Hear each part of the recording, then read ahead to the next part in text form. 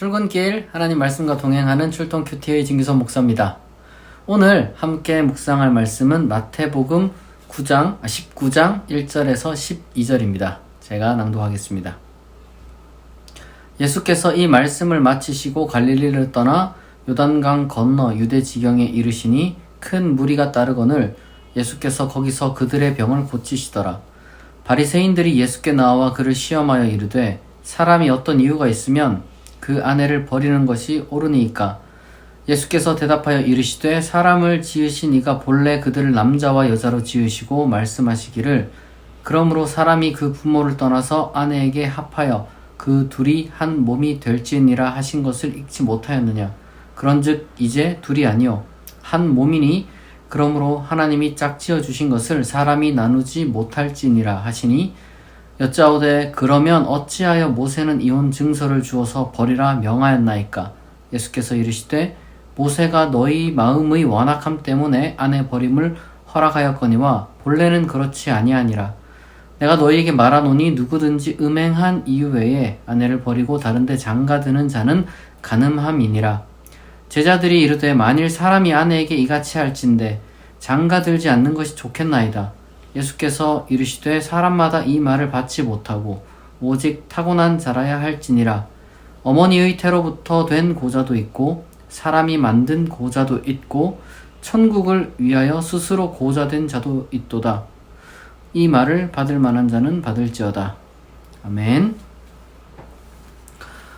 오늘은 결혼과 그 다음에 소위 이제 독신에 관한 그런 말씀을 담고 있습니다. 물론 이제 주된 이야기는 이혼에 포커스가 맞춰져 있지만요. 여기 보면 바리새인들이 두 가지를 예수님께 질문합니다. 이 사람이 이혼하는 게 옳으냐 이렇게 이제 물어봐요. 그런데 아마 이 질문은 시험하려고 이제 말씀하신 대로 이제 시험하려고 했던 것인데 옳다 그러면은 그걸 가지고 이제 시비를 걸었을 것이고 옳지 않다 그러면은 또 다른 말로 시비를 걸었겠죠. 그래서 실제로 예수님은 옳지 않다라고 말씀하니까 또 바리새인들이 그 뒤를 말꼬리를 잡아가지고 그러면 어쩌고 저쩌고 왜 모세는 이혼하라고 했습니까? 이렇게 또 이제 이야기를 하는 거죠. 어쨌거나 바리새인이 예수님을 시험했건 하지 않았건 중요한 우리가 이제 여기서 교훈을 어쨌든 얻을 수 있다는 것이 중요합니다. 우선 이 결혼이라는 것은 비록 우리 개신교는 성례까지 보진 않습니다만은 가톨릭에서는 성례로까지도 이제 보고요. 굉장히 인생에 있어서 중요한 거룩한 하나님께서 만드신 제도로 우리는 이제 믿고 있습니다. 그러니까 이 결혼이라는 것을 많은 사람들이 이제 이런저런 해석을 덧붙일 수 있어요. 그게 이제 어떤 그 진화론적 차원에서도 우리가 이제 이걸 해석할 수도 있는 것이고 또 사회학적 차원에서도 이걸 해석할 수도 있는 것이고 오늘날은 어떤 그 자유와 문화의 관점에서도 이걸 해석할 수 있는 것인데 중요한 것은 남자와 여자가 만나서 이제 서로 이제 하나의 어떤 그 가정을 이루는 것은 정말 귀한 일이라는 겁니다. 근본적으로 그것은 하나님께서 이렇게 축복하시는 그런 일이에요. 그래서 여기에 대해서 여러분들이 어떤 생각을 갖고 있던 간에 이 결혼하겠다고 마음먹은 사람들은 축복을 받아야 되는 것은 당연한 일이고 그리고 이제 이 결혼이라는 것은 여러 가지 많은 또 세속적인 어떤 세속적인 그런 계산도 들어가겠지만 그 자체로 귀한 일이라는 거, 아름다운 일이라는 거를 우리 기독교인은 기억해야 됩니다. 서로 사랑하고 서로 한 가정을 이루고 이건 아름다운 일이에요. 하나님께서 축복하시는 일입니다. 그래서 저는 모든 가정을 이룬 사람들이 다 정말 행복하고 아름답게 살았으면 좋겠어요. 그런데 중요한 것은 이 이혼이라는 것이 어쨌거나 허락은 되었다는 거죠. 그 이유가 하나가 있습니다. 음행한 이유. 그거 외에 다른 거는 다 간음이다. 그러니까 이제 잘못된 어떤 그 음란한 짓이다. 이렇게 이제 규정을 하시는 거죠. 근데 이게 이상은 물론 이제 이 창세기에 나오는 것이 이상인데 이 현실이라는 것은 꼭 그렇진 않거든요. 근데 이게 음행한 이유, 그러니까 이제 소위 말해서 둘 중에 한 사람이 불륜을 저질렀다거나 그런 이유 외에는 그럼 참고 살아야 되느냐?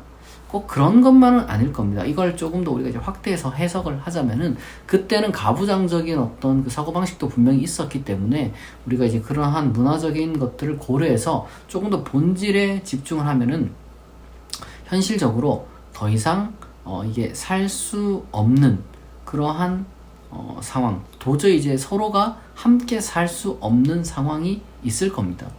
어떻게 분류만 있겠어요? 뭐 가정폭력이 있을 수도 있고, 그 다음에 어떤 뭐 둘 중에 한 사람이 사기꾼일 수도 있는 것이고, 여러 가지 많은 이유가 있겠죠. 그리고 또 실제로 하나님도 그 구약 성경에 보면은 우리가 이제 이 결혼의 그 원리라고 해야 될까? 이제 그 본래의 이상을 창세기에서 가져왔는데, 바로 그 창세기 보면은 하나님이 그 아브라함의 그 두 어떤 여인 중에 이제 그 소위 말해서 이제 하갈을 이제 또 이제 나가게 해서 살게 합니다. 도저히 이게 같이 못 살겠다 해가지고 결혼을 했는데, 그 당시 때 일부 그 다처는 자연스러운 일이었거든요. 근데 이제 어쨌든 소위 이혼을 시킨 거죠, 하나님. 근데 이게 뭐 불륜 때문이냐? 꼭 그런 것만 아니에요. 그러한 것들을 보게 되면 현실적인 차원에서는 이혼이라는 것이 분명히 우리가 뭐 가능한데, 근데 여기서 지금 이 음행한 이유 외에 그렇게 하지 말라는 것은 여성 보호 차원에서 이야기를 많이 하는 겁니다.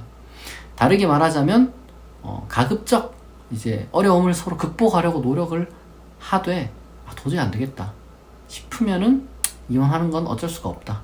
이게 뭐 인간의 연약함 때문이다 라고 이제 지금 이야기를 해 주시는 겁니다. 그래서 우리 기독교인은 두 가지를 동시에 가지고 있어야 돼요. 결혼에 대한 이상을 당연히 가지고 있어야 됩니다. 하나님께서 축복하시는 일입니다. 그리고 모든 가정이 그렇게 하나님께 복을 받아야 되는 거예요. 그리고 또 한편으로는 현실적인 사유들이 있을 수 있습니다. 그러나 가급적 음행한 이유 외에 라고 이제 딱 단서를 굉장히 엄격하게 두는 것처럼 우리도 엄격한 기준으로 너무 쉽게 이혼하고 이제 그러면 안 되고, 우리가 정말 서로 싸우고 힘들 수도 있지만 그걸 또 극복하면 더 단단한 관계를 우리가 또 가져갈 수 있거든요. 그렇기 때문에 제가 봤을 때는 뭐 합의 이혼도 죄도 아니고 충분히 이제 할 수 있지만은 가급적 서로를 이해하려고 노력하는, 이제 또 가부장적인 시대가 아니어야 되니까, 혹시나 그런 사고방식이나 문화가 있다면 그걸 또 우리가 탈피해서 서로 동등한 관계로 이제 동반자로서 그 관계를 잘 가정을 일구어 나갈 수 있기를 정말 바랍니다. 그리고 또 헤어질 때 만약에 이제 어쩔 수 없이 헤어진다 하더라도 이 정말 그 합의해서 좀 최대한 그 지혜롭게 어느 누구가 이제 서로를 파괴하는 것이 아니라 지혜롭게 잘 그렇게 모세의 그 율법에 있는 것처럼 그 소위 말해서 그 절차를 지켜서 감정을 최대한 상하지 않고 그렇게 이제 헤어지는 것이 참 좋은 것 같습니다. 제자들이 이제 이 얘기를 들으니까 아이고 이게 사실 현실적으로는 이상적이지만 않았던 것 같아요. 왜냐하면 이 당시 때 그 문화를 보게 되면은 가부장적인 사고방식이 이 사람들도 이제 꽉 차 있었던 거죠. 제자들이 그럴 거면 내 장가 안 가는 게 낫겠습니다 이렇게 예수님께 말하는 거 보면 얘네들이 지금 마인드 자체가 이제 형편없다는 거죠.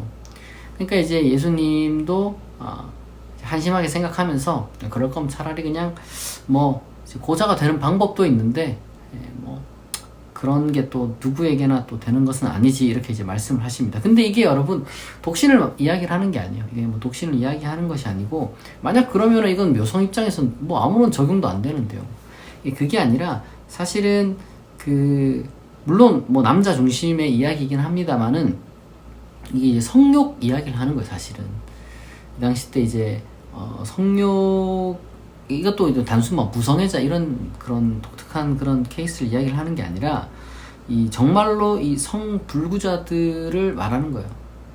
그러니까 왜냐하면 이제 스스로 거세를 하면은 뭐 사고를 통해서 거세가 되거나 아니면 날 때부터 이제 어떤 성불구자로 태어난 사람도 있고 스스로 뭐 거세한 사람도 있는데, 어쨌거나 그 거세하면은 그 성욕 자체가 뭐 저하가 되니까요. 근데 이제 왜 성욕 자체를 이렇게 저하시키느냐 라고 했을 때 이게 좀 문화적으로 되게 복잡합니다만 결국에는 이 제대로 된 결혼 생활을 못해 나갈 것이라면 그렇게까지 하라는, 어떻게 보면은 이제 그 완곡해서 지금 제자들을 한마디 하는 거예요, 제자들에게.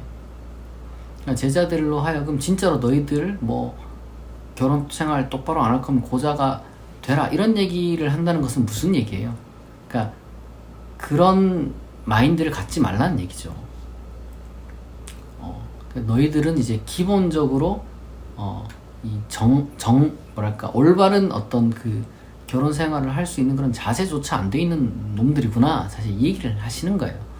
물론 이걸 좀 문자적으로 이제 해석하는 분들도 좀 계시고 또 비약적인 그런 해석을 하는 경우도 있는데, 이것은 이제 제자들이 좀 터무니없는 주장을 하니까 그럴 거면 나 결혼 안 하겠습니다, 여자를 함부로 대하지 못하는 결혼 내가 왜 합니까, 이제 이런 식으로 말하니까 그러면 너희는 그냥 결혼 안 하는 게 낫겠다 이렇게 말씀하신 거예요. 그러니까 이게 뭐 너무 심각한 의미를 여기 부여하기보다는, 그래서 결국엔 본질은 그겁니다. 우리가 결혼은 정말 이상적이고 아름다운 것이라는 걸 우리가 이제 기독교인으로서 기억을 해야 되고, 그러나 그러한 이상을 만들어가는 것은 저절로 이루어지는 것이 아니라 굉장한 노력을 통해서 이제 이루어갈 수 있다는 것. 그러니까 그 이혼에 다다른다 하더라도 그것이 이제 정죄받을 사항은 아니지만 절대 아닙니다, 여러분. 뭐 많은 상황이 있어요. 그러니까 음행한 이유라는 것은 도저히 같이 살 수 없는 그런 어떤 이유가 있다는 거예요. 그게 없다는 게 아닙니다.